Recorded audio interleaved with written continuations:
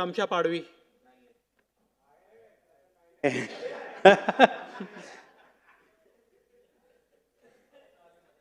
आज राज्यपाल महोदयाच्या अभिवादन या भाषणावर राज्यपाल महोदयने जे या महाराष्ट्र राज्यामध्ये चांगले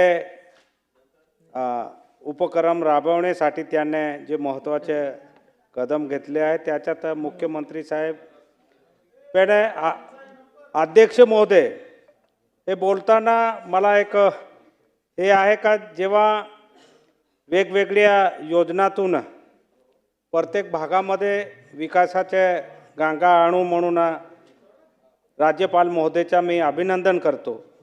पण त्याबरोबर मी माझ्या मतदारसंघाच्या ज्या आदिवासी क्षेत्रामधून मी येतो आहे या शेतकऱ्यांसाठी आपण वेगवेगळ्या योजना आणू नये. शेतकरी हा सुखी राहायला पाहिजे. शेतकरी जर कामवतील तर आपण सर्व शेतकरी जे पाकवतो त्याच्या व्यतिरिक्त दुसरा आपण जागू शकत नाही, कारण शेतकरी आहेत आपण आहे. परंतु माझ्या मतदारसंघामध्ये 1974 पासून धरणाचे कामे चालू आहे. तर ते धरण आतापर्यंत पूर्ण झाले नाहीत, मग शेतकरी कसा सुखी होईल हा माझा वैश्विक प्रश्न आहे. कारण राज्यपाल महोदय जेव्हा एवढे पैसे उपलब्ध करून देणार आहे, हा सगळं झालं आहे. माझ्या भागातून नंदुरबार जिल्ह्यामध्ये मुख्यमंत्री साहेबांनी डिक्लेअर केले की 4000 कोटी रुपये देणार. पण ते 4000 कोटीमधून आम्हाला त्या धरणात पैसे भेटणार आहे का हा माझा प्रश्न आहे. कारण 2 धरण आहे, एक देहली धरण आहे, एक रामपूर धरण आहे. आता त्यांना 30-30, 40-40 एकाला तर 55 वर्षे झाले. माझी वय नाही एवढे वर्ष झाले, तोपर्यंत जर त्या लोकांना त्या धरणाचं पाणी भेटत नाहीत हा दुर्दैव आहे. म्हणून बोलताना मला तेही एक दुःख वाटतो. दुसरी गोष्ट, ज्या भागातून मी निवडून आलो आहे धडगाव अक्कलकुवा, त्या भागात अतिदुर्गम भाग आहे आणि त्या भागामध्ये पूर्ण 100% आदिवासी समाज आहे. आणि त्या आदिवासी समाजामध्ये मी राहत असताना माझा जो नंदुरबार जिल्हा आहे हा कुपोषित जिल्हा आहे. आणि आतापर्यंत माझ्या या मतदारसंघामध्ये रस्ते विकासामध्ये जर विचार केला तर रस्ते तर काहीच नाही आहे. मला आता सांगण्याचं दुःख वाटतो कारण ज्या मतदारसंघामध्ये मी निवडून आलो आहे त्या मतदारसंघामध्ये 7% रस्ते नाही. 420 पाड्यामध्ये वीज नाही. 420 पाडे त्याच्यात वीज नाही आतापर्यंत.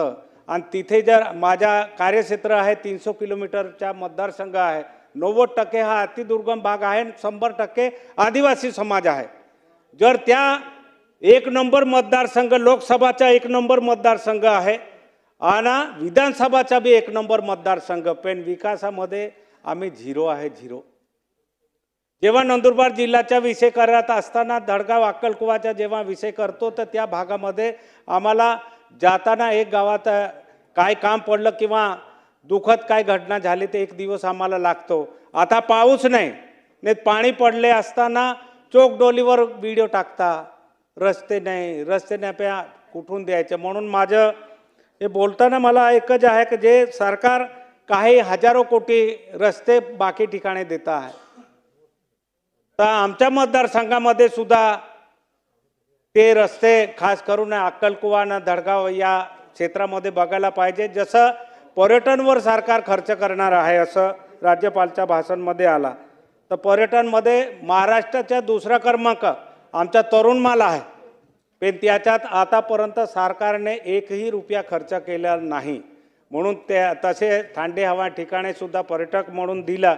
तर जर पर्यटक वाढले तर माझ्या कार्यातले त्या 30 ते 35 गाव आहे त्यांना एक रोजगार भेटेल. नाही तर अध्यक्ष महोदय, माझ्या या मतदारसंघामध्ये मी सांगताना दुःख या गोष्टीचे आहे का आता गुजरातमध्ये तुमच्या पंढरपूर आणि गुजरातमध्ये सर्व आमच्या मतदारसंघाचे लोक कुलूप ठोकून गणना कापण्यासाठी जातो आहे.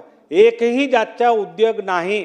शेतामध्ये पाऊस पडला तर ते शेतकरीला तो पाकतो, नाही तर त्याच्यानंतर कोणतीही जातचा उपलब्ध नाही, नाही रोजगार ना काय कोणता जातचा उद्योग म्हणून आहे. बोलताना मला एक आहे का राज्यपाल साहेबांनी भाषणामध्ये तर भरपूर सांगितलं आहे, पण माझ्या अध्यक्ष महोदयाला विनंती आहे का आमच्या मतदारसंघाला लक्ष द्या. आता मी 4 वर्षामध्ये प्रत्येक वेळा उठतो तेव्हा हेच बोलतो आहे का माझ्या मतदारसंघाकडे लक्ष द्या. तर माझी विनंती आहे, अजून काय मला 4 वर्षे अजून आहे, माझे 4 वर्षे बाकी, एवढीच विनंती करत बसणार का मी. म्हणून माझे अध्यक्ष महोदयांना विनंती राहील का कुठेतरी माझ्या मतदारसंघामध्ये लक्ष देऊन ते पाणी, रस्ते, बिजली, आता 400 गावामध्ये बिजली नाही, हा दुर्दैव आमचा आहे. 60% गावांमध्ये रस्ते नाही, हा दुर्दैव माझा आहे. मी तिथे निवडून आलो आहे, मी नवीन आहे, तिथे निवडून आलो आहे. माझे अध्यक्ष महोदयांना विनंती राहील का खास करून राज्यपाल महोदयाचा अभिनंदन तर मी करतो, पण दुःख बी याच्या बरोबर जाहीर करतो का माझ्या कार्यक्षेत्रामध्ये लक्ष देऊन काम करावे. एवढंच बोलून माझे 2 शब्द समाप्त करतो. जय हिंद, जय महाराष्ट्र.